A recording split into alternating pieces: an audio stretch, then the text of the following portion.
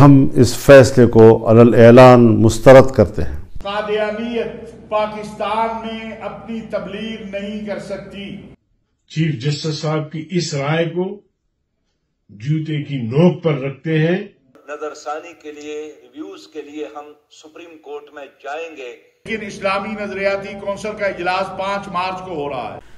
السلام علیکم ناظرین، 3 بڑی اہم خبریں آپ کے ساتھ شیئر کرنا چاہوں گا۔ سب سے پہلے تو بات کریں گے عمران ریاض خان کو آج دوبارہ گرفتار کر لیا گیا ہے، اور دوسری خبر یہ ہے کہ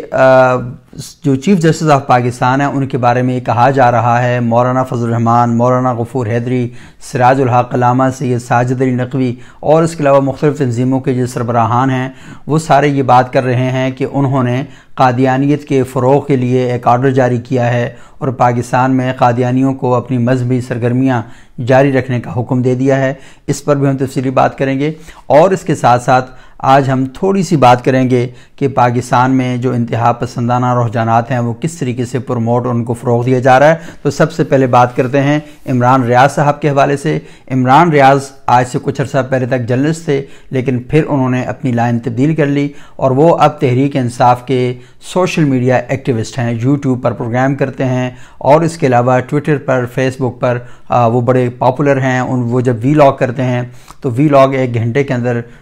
4 لاکھ 5 لاکھ جو ہے اس کی جو لمٹ ہے ویوز کی وہ کراس کر جاتا ہے۔ تحریک انصاف کے لیے بیانیاں بناتے ہیں، تحریک انصاف کے جلسوں سے خطاب کرتے رہے، ان کی کارنر میٹنگ سے خطاب کرتے رہے، اور تحریک انصاف میں وہ کافی پاپولر ہیں، پاکستان کے اندر بھی، پاکستان سے باہر بھی۔ گزشتہ دنوں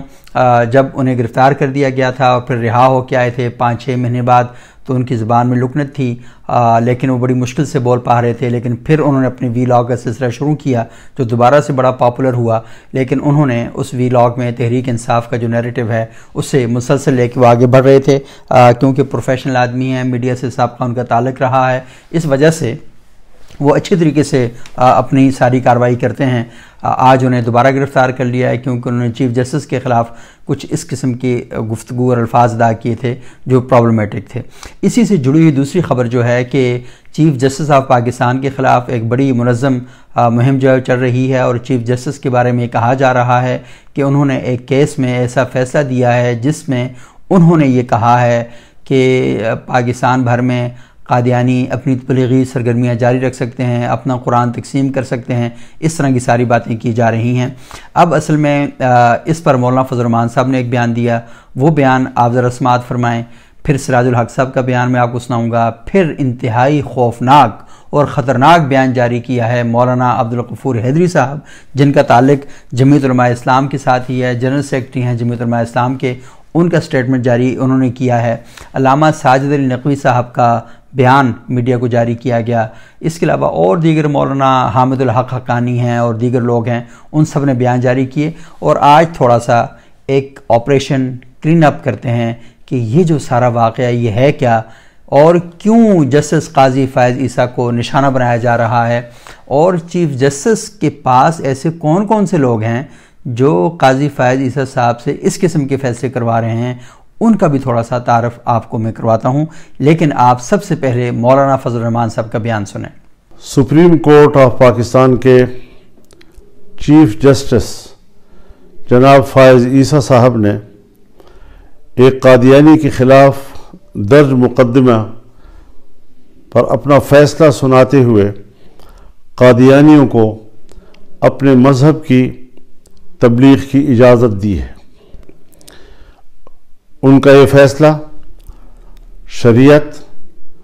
اور آئین اور قانون کے خلاف ہے، اس سے متصادم ہے، اور ہم اس فیصلے کو علل اعلان مسترد کرتے ہیں۔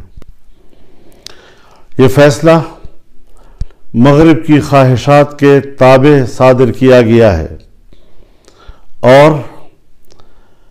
قرآن کریم کے جو حوالے اس میں پیش کیے گئے ہیں وہ غلط بھی ہیں، بددیانتی پر بھی مبنی ہیں، اور ان حوالوں کے جو معنی اور مفہوم تفاسیر بھی متعین ہیں، اور ان کا جو شان نزول ہے اس سے یہ حوالے کوئی مطابقت نہیں رکھتے ہیں۔ عقلی لحاظ سے بھی दानिश्वर इसको मुस्तरद करते हैं। लिहाजा सबसे पहले जमीयत उलमा इस्लाम पूरे मुल्क के तूल अर्ज में अइम्मा व खुतबा से अपील करती है कि वो जुमे के रोज़ अपने खुतबों में सुप्रीम कोर्ट के इस फैसले के खिलाफ आवाज़ बुलंद करें, ख़त्म नबूवत के अक़ीदे के तहफ़्फ़ुज़ के लिए भरपूर आवाज़ उठाएं और शदीद अल्फाज में सुप्रीम कोर्ट के इस फैसले को मुस्तरद भी करें, इसकी मज़म्मत भी करें। मैं आलमी मजलिस तहफ़्फ़ुज़ ख़त्म नबूवत से भी अपील करता हूँ कि वो फौरी तौर पर अपना फ़र्ज़ मनसबी अदा करते हुए तमाम मजहबी जमातों, उलमाए किराम और दानिश्वरों से रब्ता करें, आईनी माहिरीन से रब्ता करें और अगले किसी इक़दाम का वो फैसला करें ताकि इस मामले को हम मंतिकी अंजाम तक पहुँचाएँ, अवाम की तायीद के साथ, अवाम की मुकम्मल मुवाफ़क़त के साथ। पब्लिक को हमने इस हवाले से आगाह करना है और उनको इस फैसले के ख़िलाफ़ मुत्तहिद करना है, एक प्लेटफार्म पर लाना है। हमने इंशाअल्लाहुल अज़ीज़ इस हवाले से किसी किस्म की कोताही जो है वो इस वक्त मुल्क और कौम इसका मुतहम्मिल नहीं हो सकेगी। हम अपने आईनी और कानूनी वकला को भी राब्ते में ले रहे हैं। वो इसके कानूनी और आईनी पहलुओं का जायज़ा लेकर जब नज़रसानी की दरख्वास्त देगी तो जमीयत उलमा इस्लाम उस मुक़दमे में फ़रीक बनेगी और हम कानूनी महाज पर भी, अदालती महाज पर भी, अवामी महाज पर भी और हर महाज पर इस फैसले को मुस्तरद भी करेंगे और इस रुझान का मुकाबला करेंगे। इस हवाले से हमें आगे बढ़ना है। पर ये पैगाम है पूरे मुल्क के लिए, कौम के लिए, अपने कारकुनों के लिए, दीनी जहन रखने वालों के लिए कि वो ख़त्म नबूवत के अक़ीदे के तहफ़्फ़ुज़ के लिए मैदान में उतरें। चीफ जस्टिस ऑफ पाकिस्तान जो एक जाहिलाना अहमकाना राय का इजहार किया है या फैसला दिया है, उसे हम कंडम करते हैं। कुरान करीम की तौहीन और पैगम्बर सल्लल्लाहु अलैहि वसल्लम की ज़ात अक़दस की तौहीन, इस किस्म के जराइम को उन्होंने गैर जरूरी करार देकर उन दफात को हज़फ करने की राय जाहिर की है। हम मुसलमान उसकी इस राय को, चीफ जस्टिस साहब की इस राय को जूते की नोक पर रखते हैं और पैगम्बर करीम सल्लल्लाहु अलैहि वसल्लम की इज्जत और नामूस का तहफ़्फ़ुज़ करेंगे। कुरान करीम की जो भी लोग तौहीन करेंगे, कानून मौजूद है, अगर कोई कानून को हाथ में लेता है तो उसका जुबान काट देंगे, उसका हाथ काट देंगे। ऐसा नहीं है चीफ जस्टिस साहब, तुमने तो सलमान तासीर गवर्नर से भी ज्यादा गुस्ताखी के मुर्तकब हुए हैं। इस कुर्सी अदालत पे बैठ के तुमने मुसलमानों की दिल आज़ारी की है। मैं तुमसे मुतालिबा करता हूं कि फौरी तौर पर तुम इस ओहदे से मुस्तफी हो जाओ और इंशाअल्लाह हम इसको पार्टी में भी ले जाएंगे, पब्लिक में भी ले जाएंगे और इंशाअल्लाह आपका तआकुब करेंगे, उस वक्त करेंगे जब तक आप अपना ये फैसला वापस नहीं लेंगे। बुनियादी काम कब से शुरू होता है? मेरे सामने इसकी पूरी FIR मौजूद है और ये FIR थाना चनाब नगर ज़िला चिनोट में दर्ज करवाई गई है और ये तारीख़, वक़ूआ और वक्त जो इस पर लिखा गया है وہ ہے 7 مارچ 2019، یعنی 7 مارچ 2019 کو ایک واقعہ پیش آیا ہے اور اس واقعے کی FIR جو ہے وہ کروائی گئی ہے، اور یہ FIR کروائی ہے محمد حسن معاویہ، سیکرٹری جنرل تحفظ ختم نبوت فورم پاکستان۔ انہوں نے یہ FIR جو ہے درج کروائی ہے، اور انہوں نے لکھا ہے کہاں پر یہ واقعہ پیش آیا، رقبہ قصبہ جھنگ قصبہ چناب نگر، فاصلہ 0.75 کلومیٹر، اور یہ سارا انہوں نے وہاں پر بیان کیا ہے۔ اور یہ جو SI ہیں منظر علی، انہوں نے یہ درج کیا ہے، اور یہ کب درج کیا ہے؟ 6/12/2022، یعنی 6 دسمبر 2022 کو یہ FIR درج کی گئی، یعنی 2019 میں 7 مارچ کو یہ واقعہ ہوا، تو 1 سال نہیں پورے 1.5-2 سال بعد اس واقعے کی FIR درج ہوئی ہے۔ اور اس FIR میں جو بات لکھی گئی ہے وہ ہے کیا؟ یہ مبارک علی ثانی ہیں، ان کے خلاف یہ FIR ہے، لیکن اس میں اور بھی کافی لوگوں کو فریق بنایا گیا ہے، اور اس میں یہ درخواست کی گئی ہے کہ 4 سال سے تحریف شدہ ترجمہ قرآن پاک کی روک تھام کے لیے حسن معاویہ یعنی میں کام کر رہا ہوں، اور متعدد بار قانون نافذ کرنے والے اداروں، وزیر اعظم پاکستان، وزیر اعلیٰ پنجاب، ہوم سیکرٹری اور تمام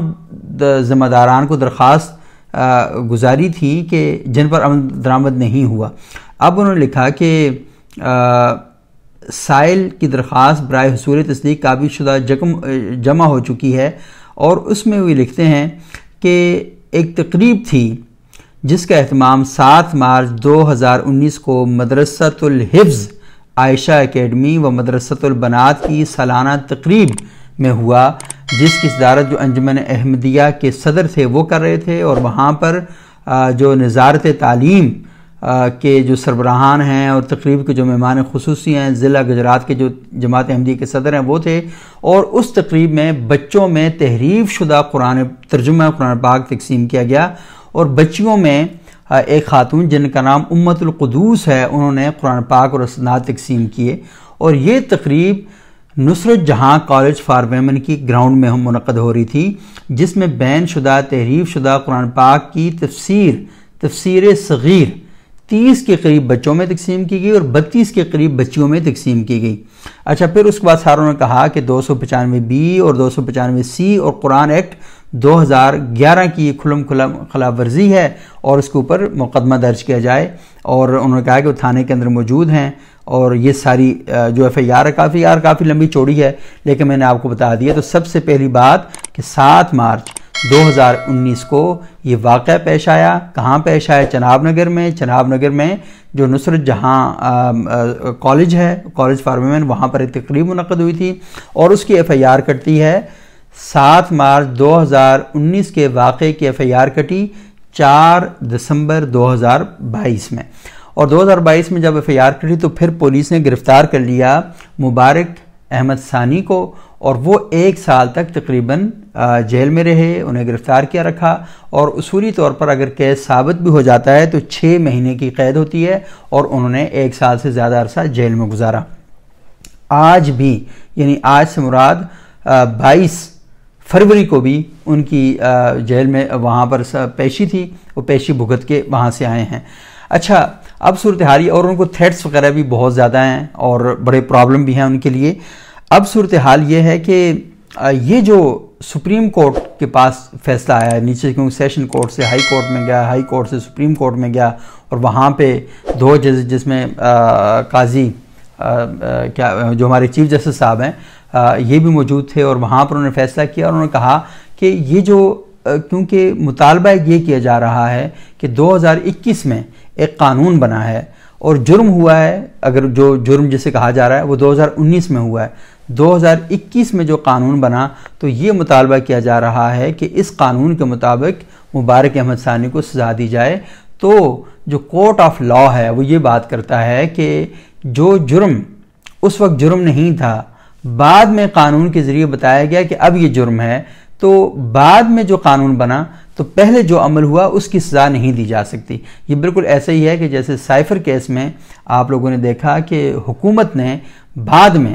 جو قانون بنایا PDM کے دور میں، لیکن عمران خان صاحب کو جو سزا دی گئی تو اس قانون کا اطلاق نہیں کیا گیا اور نہیں ہونا بھی چاہیے تھا۔ تو یہ سیم یہی بات ہے کہ اگر بعد میں قانون بنتا ہے اور پہلے وہ چیز جرم معاشرے میں تصور نہیں کی جاتی، اس پر آپ سزا نہیں دے سکتے۔ تو یہ ایک بڑا امپورٹنٹ فیکٹر تھا، اور جو قاضی فائز عیسیٰ صاحب ہیں انہوں نے یہی بات بیان کر کے اس بندے کو رہا کرنے کا حکم دیا، اور یہ واقعہ جو ہے یہ بھی 6 فروری کو ہو چکا تھا، لیکن اچانک سے 19 فروری کو یہ واقعہ ہمارے سامنے آتا ہے اور اچانک سے میڈیا کی زینت بنتا ہے، اس پر بڑا شور شرابہ اور دھوم دھڑکا شروع ہو جاتا ہے۔ تو یہ بات بھی بڑی سوچنے کی ہے کہ کہیں اس طرح کی چیزیں سامنے تو نہیں آ رہی کہ جس سے پرابلم پیدا ہو سکتے ہیں۔ اب یہاں پر رکیے اور رک کر ایک چیز پر ذرا غور فرمائیے۔ سب سے پہلی چیز تو یہ ہے کہ قائد اعظم یونیورسٹی میں جو لاء ڈپارٹمنٹ کے چیئرمین ہیں، انہوں نے اس قانون پر ایک فیس بک پہ کامنٹ لکھا ہے، وہ میں آپ کو پڑھ کے سناتا ہوں، اور تھوڑا سا میں آپ کو بتا دوں کہ وہ جو ڈاکٹر عزیز الرحمان صاحب ہیں وہ ہیں کون۔ پاکستان میں مکتب اہل حدیث کی ایک بڑی نمائندہ جماعت ہے جس کا نام ہے مرکزی جمعیت اہل حدیث۔ اس کے جو مرکزی نائب امیر تھے ان کا نام تھا مولانا عبدالعزیز حنیف، اور وہ یہاں آبپارہ اسلام آباد میں جو اہل حدیث مسلک کی بڑی مسجد ہے اور اسلام آباد کی بڑی ایک نمائندہ اور مرکزی مسجد ہے، اس کے خطیب ہیں ڈاکٹر عزیز الرحمان صاحب، ان کے صاحبزادے ہیں۔ یہ اس سے پہلے اسلامک یونیورسٹی میں لاء ڈپارٹمنٹ میں ہوتے تھے اور بہت ہی ایکٹیو، بڑے متحرک اور بہت قابل اور عالم فاضل انسان ہیں۔ انہوں نے لکھا کہ چیف جسٹس قاضی فائز عیسیٰ کے جس آرڈر پر تنقید ہو رہی ہے اس میں ذکر کردہ ایک قانونی بنیاد تو بالکل درست ہے کہ پنجاب قرآن شریف ایکٹ میں جو ترمیم 2021 میں کی گئی اس کا اطلاق 2019 کے کسی عمل پر نہیں کیا جا سکتا۔ جو لوگ یہ کہہ رہے ہیں کہ اس کیس کی FIR میں جس جرم کو شامل کیا گیا ہے وہ مذکورہ ایکٹ میں 2021 سے پہلے بھی جرم تھا، انہیں زیادہ دقت نظری سے دونوں متون کو سامنے رکھ کر غور کرنے کی ضرورت ہے۔ یعنی جو لوگ یہ بات کر رہے ہیں تو یہ لاء ڈپارٹمنٹ کے ہیڈ ہیں، عالم ہیں، دین کے بھی عالم ہیں اور قانون کے بھی استاد ہیں، اور شریعہ اینڈ لاء انہوں نے کیا ہوا ہے۔ البتہ سپریم کورٹ کے آرڈر میں شامل 2 باتیں محل نظر ہیں۔ ایک تو پیراگراف 6 سے لے کر پیراگراف 10 تک جو ملاحظات چیف جسٹس نے بیان کیے ہیں وہ نہ صرف غیر ضروری تھے بلکہ کیس کے اس مرحلے پر ان کو بیان کرنا درست نہیں ہے۔ قانون کے طلبہ یہ جانتے ہیں کہ ان ملاحظات کی حیثیت قانون کی نہیں ہے اور نہ ہی یہ عدالتی نظائر کا درجہ اختیار کر سکتے ہیں۔ عدالتی نظائر یعنی پریسیڈنٹ کے بارے میں معمولی سمجھ بوجھ رکھنے والا شخص بھی یہ بات بخوبی جانتا ہے۔ وہ جو قرآن پاک کی آیات کے حوالے وغیرہ دیے تھے اس کے بارے میں یہ بات کر رہے ہیں۔ فیصلے میں پاکستان پینل کوڈ کی دفعہ 298C کے اطلاق کو بھی FIR سے خارج قرار دیا گیا ہے، جو میری دانش میں درست نہیں ہے۔ متعلقہ دفعہ کے مطالعے سے یہ بات سامنے آئی ہے کہ اس کیس کے حقائق کو اس دفعہ کے دائرہ کار میں لایا جا سکتا ہے جس کے لیے شواہد کی ضرورت پڑے گی۔ ظاہر ہے اس کا حتمی تعین ٹرائل کورٹ نہیں کرنا تھا، مگر اس دفعہ کے اخراج کے بعد یہ امکان پیدا ہو گیا ہے کہ سپریم کورٹ کو اس بارے میں خود کو روک کر فیصلہ کرنا چاہیے تھا۔ جہاں تک اس بات کا تعلق ہے کہ چیف جسٹس نے قادیانیت کی تبلیغ کی اجازت دے دی ہے تو یہ بالکل لغو اور فضول بات ہے۔ اگر اس پر کوئی سیاسی پوائنٹ سکورنگ کرنا چاہتا ہے تو اس کی مرضی، مگر ہم نے ختم نبوت کے حلف میں تبدیلی کے وقت بھی یہی موقف اختیار کیا تھا کہ فیصلوں کے ساتھ اختلاف ضرور کریں مگر نیتوں پر حملوں سے گریز کیا جائے۔ یہاں پر میرا خیال یہ ہے کہ وہ پاکستان تحریک انصاف کے لوگوں نے بہت زیادہ اس پر شور مچایا ہے، کیونکہ وہ قاضی فائز عیسیٰ صاحب کے اس وجہ سے مخالف ہیں کہ ان کو بلے کا نشان نہیں دیا گیا، اور انہوں نے کہا کہ دھاندلی کی ابتدا ہی قاضی صاحب نے کی ہے، تو شاید وہ اس جانب اشارہ کر رہے ہیں کہ اگر آپ کا سیاسی اختلاف ہے تو سیاسی اختلاف کو سیاست کے میدان میں رکھ کر آپ بات چیت کریں، یہاں پر خام خواہ اس کو گھسیڑنے کی ضرورت نہیں ہے، جو جہاں کا قضیہ اور قصہ ہے اسے وہاں پر ہی لے کر جائیں۔ اچھا، وہ لکھتے ہیں ڈاکٹر عزیز الرحمان کے قاضی فائز عیسیٰ کے کئی فیصلوں پر ہم نے تنقید کی ہے اور تاحیات نااہلی کیس اور PTI کے انتخابی نشان والے فیصلے کو ہم درست نہیں سمجھتے، مگر اس کا قطعی طور پر یہ مطلب نہیں کہ قاضی صاحب کے دیگر بہت سے عدالتی فیصلوں کو زیرو کر دیا جائے۔ جسٹس قاضی عیسیٰ نے حالیہ برسوں میں قرآن و سنت اور شرعی حوالہ جات کو عدالتی فیصلوں میں جس انداز میں ذکر کیا ہے وہ قابل تحسین ہے۔ فیصلے سے ضرور اختلاف کریں اور اس پر مناسب انداز میں کڑی قانونی تنقید کر کے आइन के आर्टिकल 184 सब आर्टिकल 3 के तहत सुप्रीम कोर्ट का दरवाज़ा खटखटाएं, असल करने का ये काम है। तो वो ये उनका ही स्टेटमेंट है। अब मैं यहाँ पर थोड़ा सा मज़ीद रुकें, इसकी एक और बात मैं आपको बताता हूँ। आपको पता है कि काजी फैज़ ईसा साहब जब भी मजहबी मामलात आते हैं तो मशवरा किससे करते हैं? उनके पास इस वक्त जो सेक्रेटरी हैं उनका नाम है डॉक्टर मुश्ताक अहमद। डॉक्टर मुश्ताक अहमद जो हैं वो काजी मदारुल्लाह साहब जो है, मौलाना मदारुल्लाह साहब, उनके पोते हैं और वो उनका एक बहुत बड़ा रोल है। खैबर पख्तूनख्वा के जय्यद उलमा में उलमाए देवबंद से उनका ताल्लुक था और गालिबन वो दारुल देवबंद के फाजिल भी हैं और ये बड़ा कट्टर देवबंदी ख़ानदान है। इनके जो वालिद साहब थे, मुझे उनका नाम भूल गया, वो वकील थे और मुत्तहिदा मजलिस अमल की जब खैबर पख्तूनख्वा में इकरामुल्लाह शाहिद साहब जो हैं वो खैबर पख्तूनख्वा में डिप्टी स्पीकर थे सूबाई असम्बली के और जमीयत उलमा इस्लाम समीउल हक ग्रुप से उनका ताल्लुक था। डॉक्टर मुश्ताक अहमद इकरामुल्लाह शाहिद साहब के बेटे हैं और इन्होंने इस्लामिक यूनिवर्सिटी से शरिया एंड लॉ किया और फिर ये यहाँ पर ही पहले पेशावर यूनिवर्सिटी में गालिबन लेक्चरर हुए और मेरी इनसे पहली मुलाकात भी आज से 20-22 साल पहले वहाँ पर ही हुई थी और फिर उसके बाद ये यहाँ पर इस्लामिक यूनिवर्सिटी में आ गए। यहाँ पर उन्होंने काफ़ी अरसा अपनी खिदमात सर अंजाम दी, शरिया एंड लॉ डिपार्टमेंट में रहे। इसके बाद शरिया एकेडमी बैनुल अक़वामी इस्लामी यूनिवर्सिटी इस्लामाबाद के ये सरबराह रहे। फिर यहाँ से वो निकले तो आज़ाद कश्मीर में लॉ डिपार्टमेंट के हेड रहे, वहाँ से निकले तो शिफा तामीर मिल्लत यूनिवर्सिटी में लॉ डिपार्टमेंट के सरबराह रहे। वहाँ पर ये अपनी तकरीबात में इस्लामिक यूनिवर्सिटी में भी और वहाँ पर भी काजी फैज़ ईसा साहब को अपने प्रोग्रामों में बुलाते रहे और जो सहाफ़ियों की मतलब है कि जो लॉयर्स की ट्रेनिंग है उसके अंदर भी उनके लेक्चर रखवाते रहे। और जब काजी फैज़ ईसा साहब चीफ जस्टिस ऑफ पाकिस्तान बने उससे पहले भी और उसके बाद भी डॉक्टर मुश्ताक अहमद साहब से वो मजहबी जो मामलात होते थे, फ़िक़ही और क़ानूनी मामलात होते थे, उसमें उनकी हेल्प और मदद लेते थे और अभी भी उनके साथ इसी तरह मौजूद हैं और जो क़ानूनी पहलू हैं उन पर उनकी मदद और मामलत जो है वो काजी साहब को मैसर रहती है। और डॉक्टर मुश्ताक साहब बहुत आलम फाजिल आदमी हैं। हनफी स्कूल ऑफ थाट के बारे में उनकी बहुत गहरी नज़र है और कई किताबों के मुसन्निफ़ हैं। उनकी एक किताब जो क्या कहते हैं, अब मुझे उसका नाम ज़हन से निकल गया है, मैंने ख़ुद पढ़ी थी, ICRC ने उस किताब को शाया किया था यहाँ से। और वो जहाँ जंग में जो मज़ाहमत है और उसके अंदर जो ये अदबुल क़िताल है उसके बारे में उन्होंने किताब लिखी और बड़ी तफसीली, क्योंकि कोई 10-12-13 साल तो हो चुके हैं उस किताब को, तो वो किताब उन्होंने लिखी है। तो ये सिर्फ सारा बैकग्राउंड बयान करने का मतलब ये है कि काजी फैज़ साहब कोई 100 की बात नहीं करते कि वैसे ही उठे और उठकर उन्होंने अपने से बयान कर दिया, तो ऐसा नहीं है, बल्कि पूरे एक बैकग्राउंड के साथ। और फिर डॉक्टर मुश्ताक साहब के पास भी अपनी पूरी टीम है, उनके बड़े काबिल होनहार शागिर्द हैं जो उनके साथ मौजूद रहते हैं। आप किसी से इख्तलाफ कर सकते हैं, आपकी ज़ाती राय है, लेकिन ऐसा नहीं है कि तुक्के पर सारी बातें कर दी जाती हैं। बाकायदा पूरा एक डिसीजन दिया जाता है, जो रिमार्क दिए जाते हैं, जो लिखे जाते हैं, तो पूरे एक प्रोसेस के तहत होकर आते हैं। तो काजी फैज़ ईसा साहब ने ये जो सारा मामला है तो ये उलमा की नज़र से गुजरने के बाद यहाँ पर ये पेश हुआ। लेकिन मुझे हैरत इस बात की है कि वो जो फैसला है उस फैसले के अंदर क्लियर कट बात लिखी है और वही बात लिखी हुई है कि जो डॉक्टर अजीज़ुर रहमान साहब ने कही है, वो ये है कि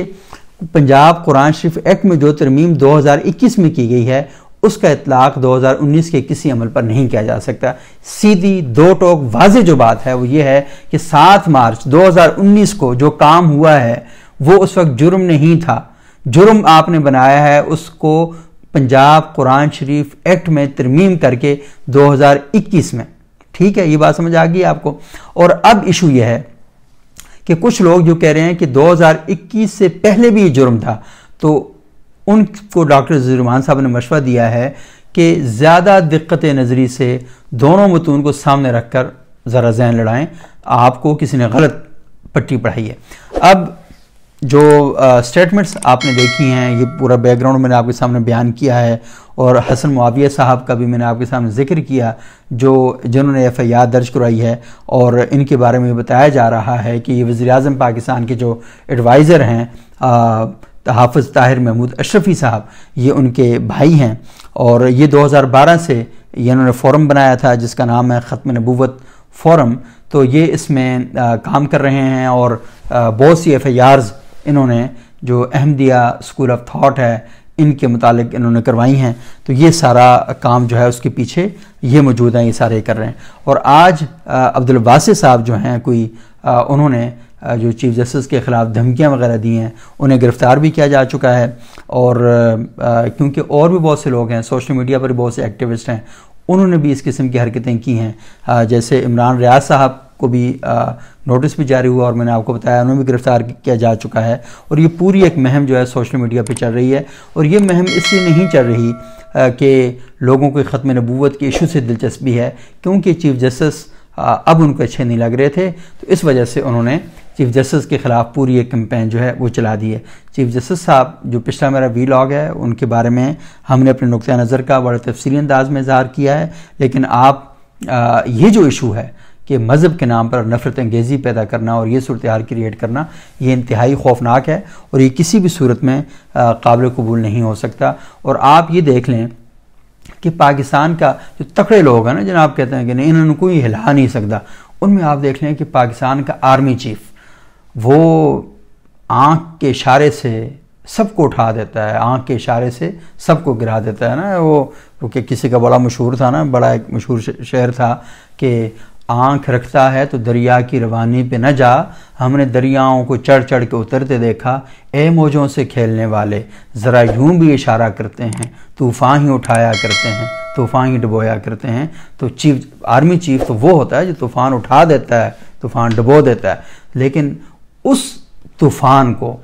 پاکستان کے ایک عالم دین تھے، ان کا تعلق بھی مرکزی جمعیت اہل حدیث سے تھا. پروفیسر سینیٹر ساجد میر صاحب مرکزی جمعیت اہل حدیث پاکستان کے سربراہ تھے اور مسلم لیگ نون کے کوٹے سے وہ ہمیشہ سینیٹر بنتے ہیں. تو انہوں نے جنرل قمر جاوید باجوہ کے بارے میں ایک چھوٹا سا ویڈیو بیان جاری کیا تھا جس نے ہلا کے رکھ دیا تھا پورے ماحول کو. وہ یہ تھا کہ یہ جو آرمی چیف ہے نا یہ قادیانی ہے. اور پھر اس کے بعد آرمی چیف صاحب نے صلاۃ والسلام کی محافل کا انعقاد کیا، گھروں میں لائٹیں لگانا شروع کر دیں، چراغاں کیے، محافل نعت کا انعقاد کیا، سیرت کانفرنسوں کا آغاز کر دیا، میلاد کانفرنسیں گھروں کے اندر منعقد ہو رہی ہیں. اور وہاں پر ثاقب رضا مصطفی صاحب جا رہے ہیں تو طارق جمیل صاحب آ رہے ہیں، طارق جمیل صاحب جا رہے ہیں تو کوئی اور عالم آ رہے ہیں. تو یہ سارا ماحول بنا ہوا تھا کیونکہ پیچھے ایک بیان آ گیا تھا. اس بیان کے بعد سینیٹر ساجد میر صاحب نے کچھ عرصے بعد رجوع کر لیا اپنے بیان سے، لیکن جو گل کھلا چکے تھے نا اس نے اپنا کام جو ہے وہ کر دیا تھا. یعنی ایک طرف لوگوں کے اندر نفرت بھری جاتی ہے اور دوسری طرف کسی پر بھی الزام لگا کر اسے اس نفرت کا نشانہ بنایا جا سکتا ہے. اور اس دفعہ چیف جسٹس جو ہیں وہ اس نفرت انگیز مہم کا شکار ہوئے ہیں. لیکن آپ رکیے، جو پروفیسر تو نہیں مولانا عبدالغفور حیدری صاحب نے بات کہی ہے، کتنی خوفناک بات ہے، دعوت قتل ہے. وہ انہوں نے کہا کہ چیف جسٹس